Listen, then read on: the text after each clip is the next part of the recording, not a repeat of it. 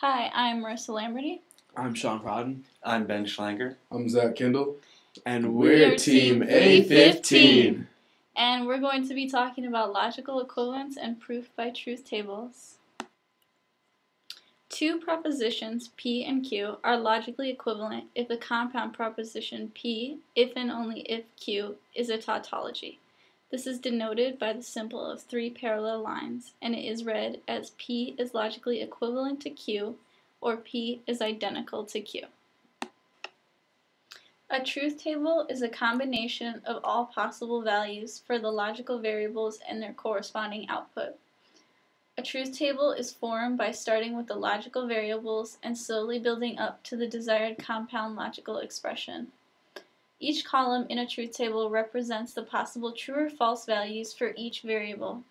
If P and Q are the logical expressions being compared, and if every row of P and Q are equivalent, then this proves that P and Q are logically equivalent.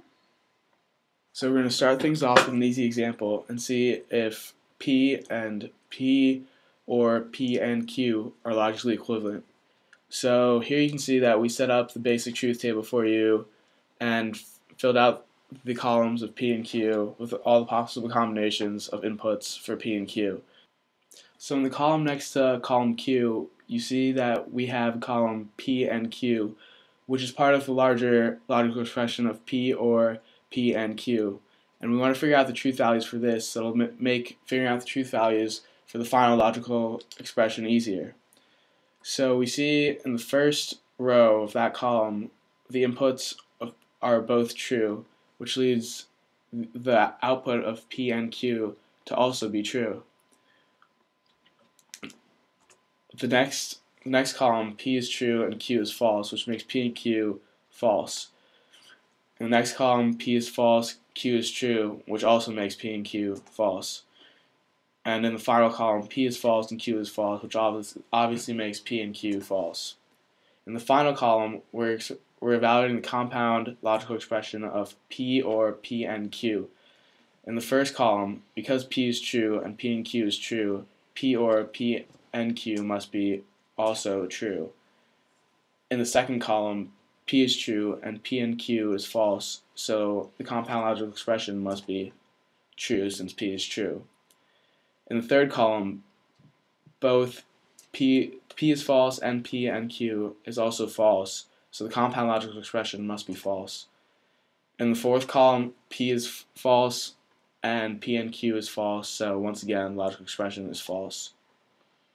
Comparing the two columns, we see that they have the same values for every single row, which leads us to conclude that the two logical expressions are both logically equivalent. The second example compares the logical expression P or Q and the logical expression not if P, then not Q. Looking at the truth table, the compound logical expressions have been broken up into smaller logical expressions, and the values of these are shown in the truth table. This is done while building up to the final compound logical expression to make it easier to evaluate the value of the final compound logical expression. We first work out the truth values for the logical expression P or Q for each possible combination of P and Q. They are true, true, true, and false. Next, we work out the truth values for not Q. Next, we use our results from the P column and the not Q column to find the truth values for the logical expression if P, then not Q.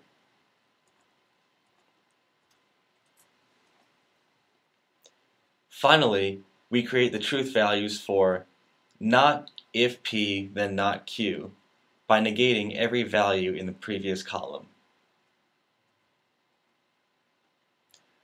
Looking at the columns corresponding to the logical expressions being compared, the values for each expression do not match up in every row. The second and third rows show that P or Q and not if P, then not Q are true and false, respectively, which do not match up. Therefore, we can conclude that the two logical expressions we are comparing are not logically equivalent. I have a question. Could you make a truth table with more than 2 logical variables? That's a great question, Sean. We're going to address that in example 3. Okay, example 3. Truth tables work for 3 variables as well. Here, P, Q, and R are used in the set of logical expressions. We're going to compare P or Q and R, and P or Q and P or R. The same steps are used to create the truth table. So here we provided the different possibilities for the logical variables. And here we also provided Q and R. So you can see true, false, false, false, true, false, false, false.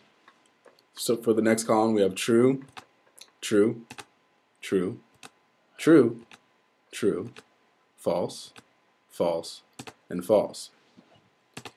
Next we're going to go through P or Q. We provided the values for those in P or R.